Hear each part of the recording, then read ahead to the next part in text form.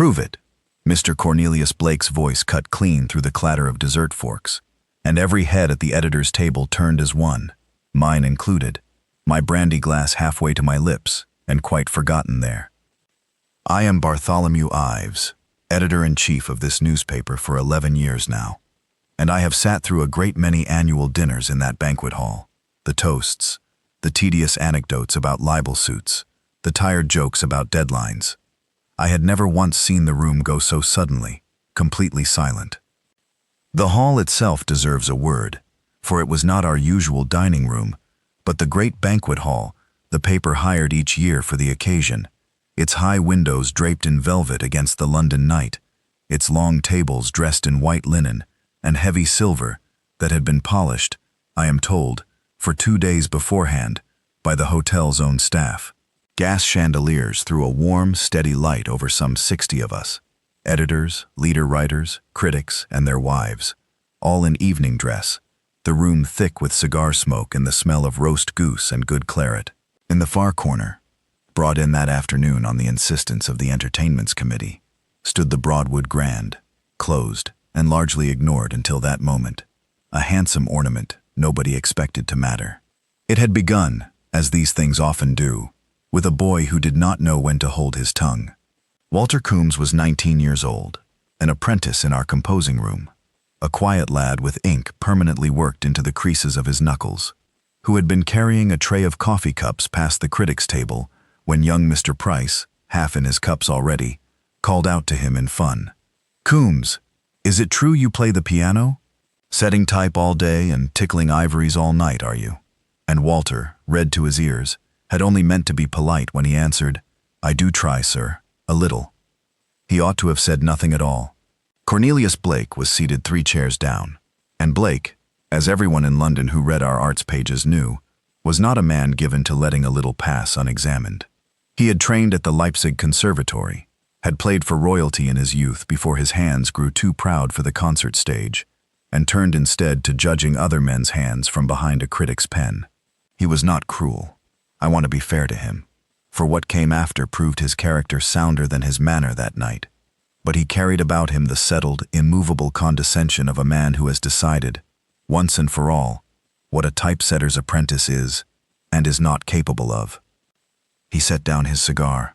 "A little," he repeated, tasting the words as though they were a wine gone slightly off. "Forgive me, young man, but I have adjudicated conservatory finals in 3 countries. I have heard a little from earls' sons who studied under masters from the cradle, and it was rarely more than parlor noise. You set type. You have never, I should think, so much as seen the inside of a proper instrument's action." He gestured, not unkindly, but with the terrible carelessness of a man who believes he is only stating a fact, toward the corner of the hall, where the committee had installed a gleaming grand piano for the evening's entertainment, a magnificent thing of black lacquer, polished to a mirror shine, its ivory keys catching the gaslight like a row of small lanterns. "There stands a Broadwood concert grand worth more than your wages for a decade. I invite you to sit at it and prove your claim, or else withdraw it and let us return to our pudding." The table laughed, not cruelly, most of them, but the easy laugh of men who assumed the matter settled. I did not laugh. I had employed Walter Coombs for 3 years. I had seen him linger in the composing room long after the last edition had gone to press, and I had assumed, when I heard music drifting up from that floor some evenings, that it was old Simmons the foreman, fooling with the battered upright we kept down there for nobody's particular purpose. I had never once thought to ask who was truly playing. Walter set down his tray. His hands, I noticed, did not shake, though his voice, when it came, was quiet. "I'll play, sir," he said, "if Mr. Ives permits it." Every eye in that hall swung to me. I confess I hesitated only a moment. The boy's dignity was on the line now, in front of 40 of the paper's most senior men, and I would not have him humiliated for my hesitation. "By all means," I said, and set down my glass at last. "Let the boy prove it, Blake, since you've asked so plainly for proof." Blake smiled the smile of a man who expects to be vindicated, and settled back in his chair to watch, and the whole table turned with him, and I will confess that even I, who liked the boy, braced myself for something painful and small. Walter crossed the hall in his plain dark apprentice's coat, threadbare at the cuffs where the composing room's lead dust had worn it thin, and I thought how strange and small he looked against the great instrument, a boy of 19 who had never in his life played before an audience larger than a foreman and a night watchman. He drew out the bench. He did not sit at once. He stood a moment with one hand resting flat on the closed lid, and I saw his lips move, not in prayer exactly, though it had the shape of one, and I remembered, then, something I had nearly forgotten, that Walter Coombs had been a choir boy once, at St. Aldhelm's. A treble so pure the choirmaster there had wept openly the Christmas his voice first cracked mid-phrase during the 9 lessons, and that the boy's father had died the same winter, and the family's need had put an end to any thought of further music, and put a composing stick in the boy's hand instead. He had told me this once, briefly, without self-pity, the way a man mentions the weather. I had not understood, until that night, what it had cost him to set it aside, nor what it must have cost him, these last 3 years, to keep quietly picking it back up in an empty room after the presses had gone still. He raised the lid. Beneath it the keys lay in their long, even row, ivory gone faintly golden at the edges from years of other hands, and the whole hall seemed to lean toward that small sound of the lid's hinge, as though it were the loudest thing spoken all evening. He sat. He set his hands upon the keys, and for one endless, terrible second, I heard Blake's chair creak as the critic leaned forward, already composing, I do not doubt, the gentle epitaph he meant to offer for the boy's failure. And I heard, too, the soft scrape of chairs all down the room, as wives and editors alike turned themselves fully toward the corner. Walter did not move at all. Then he began. He did not begin loud. That was the first mark, I think, of what he truly was, though none of us knew it yet. He began soft, the low, grave opening chords of the Pathétique's slow introduction, rolling out from beneath his hands, like a tide drawing back before a wave, dark and deliberate, and Blake's leaning posture stilled by half a degree. A few of the younger men at the far tables, still talking, still clattering their spoons against their saucers, quieted without quite knowing why, the way a room quiets when a door opens somewhere and lets in cold air. Walter played through the introduction's grave, questioning phrases. Not the finale yet, I understood later, but he had chosen, in that first unbearable minute, to let the room feel the weight of the whole sonata's shadow, before he ever touched its final movement's dancing theme, as though he meant to answer not merely the challenge, but the doubt itself, fully, from its darkest root.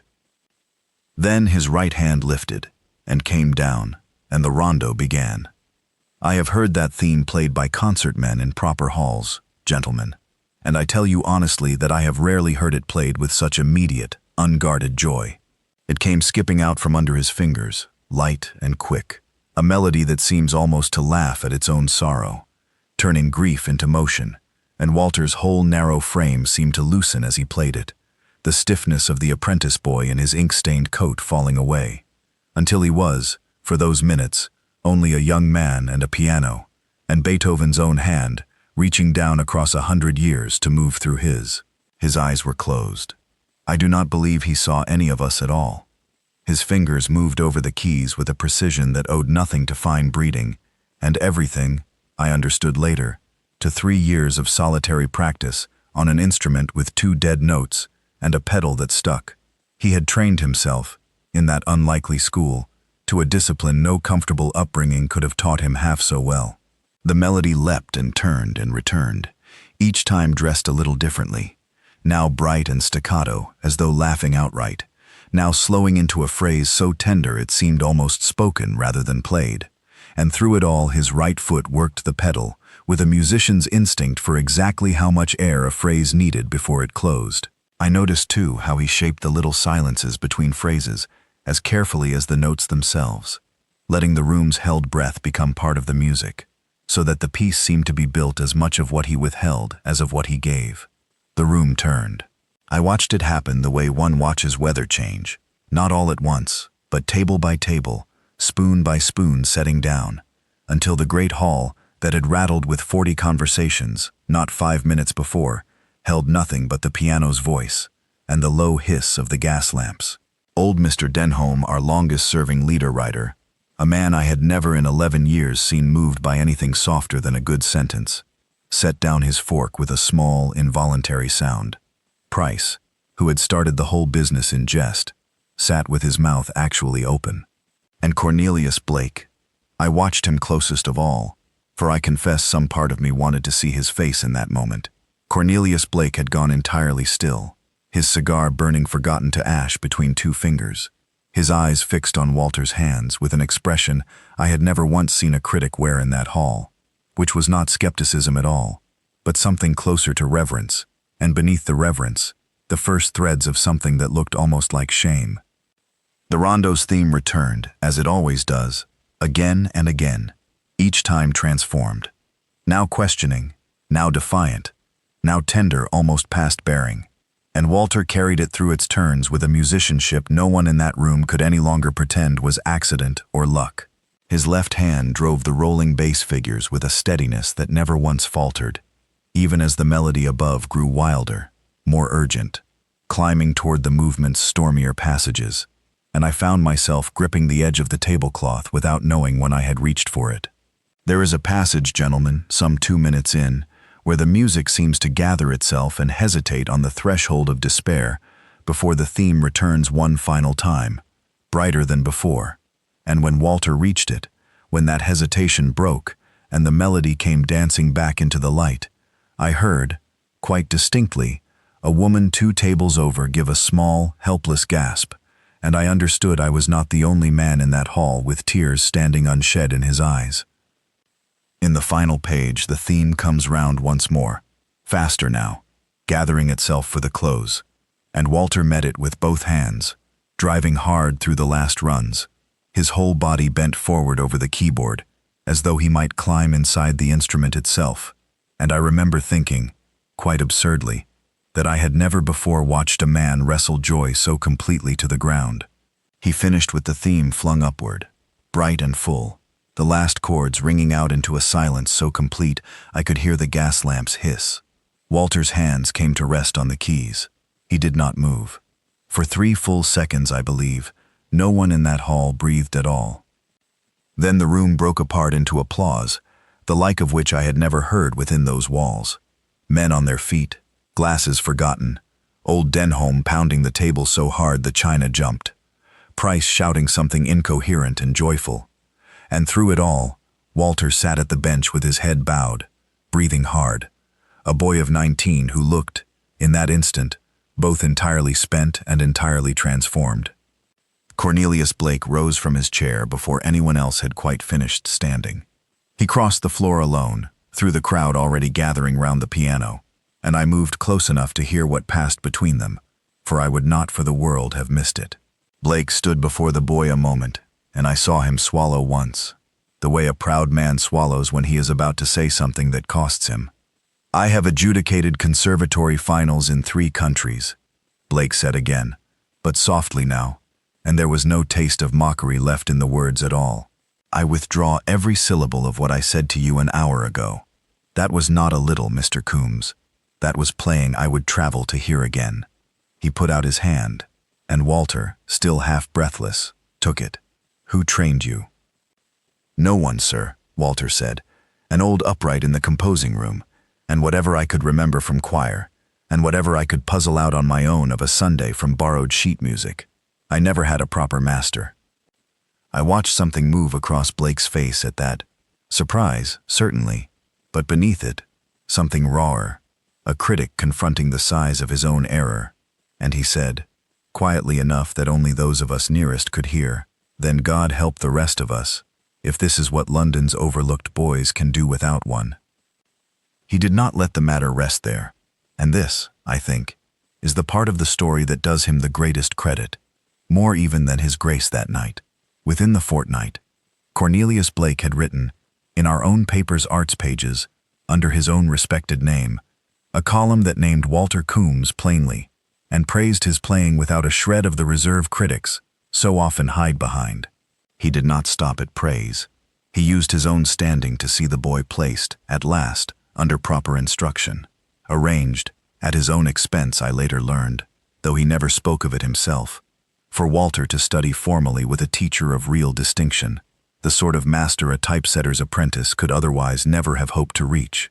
He wrote, in closing that column, words I have never forgotten and have kept pinned above my own desk to this day. I came to that dinner to judge a boy's boast, and left it having learned the size of my own presumption. There are gifts in this city sweeping our stairs and setting our type who have never been given the chance to be heard, and I count it the great fortune of my career that one of them, at last, refused to hold his tongue. The rarest thing a critic ever discovers is not a flaw worth naming, but a gift that makes him grateful to have been wrong. I have seen hard men in this trade write a great many things for effect. I never once doubted he meant every word of that. The paper printed letters for a fortnight after, from readers who had heard the story second-hand and wanted to know more of the boy who had bested London's sternest critic with nothing but a battered upright and a choir boy's memory of hymn tunes. Walter bore the sudden attention with the same quiet steadiness he had shown at the keyboard, neither puffed up by it nor troubled, though I noticed he took to eating his dinner in the composing room a little more often, away from the curious eyes of visitors who came by hoping for a glimpse of him.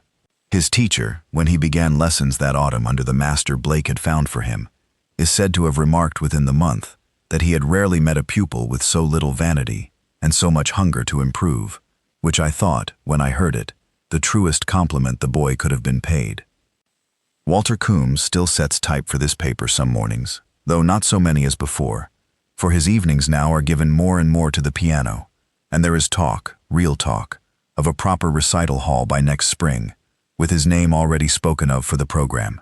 I still see him sometimes in the composing room at dusk, sleeves rolled, ink on his knuckles, humming some passage of a sonata under his breath as he sets the day's last lines before the presses turn.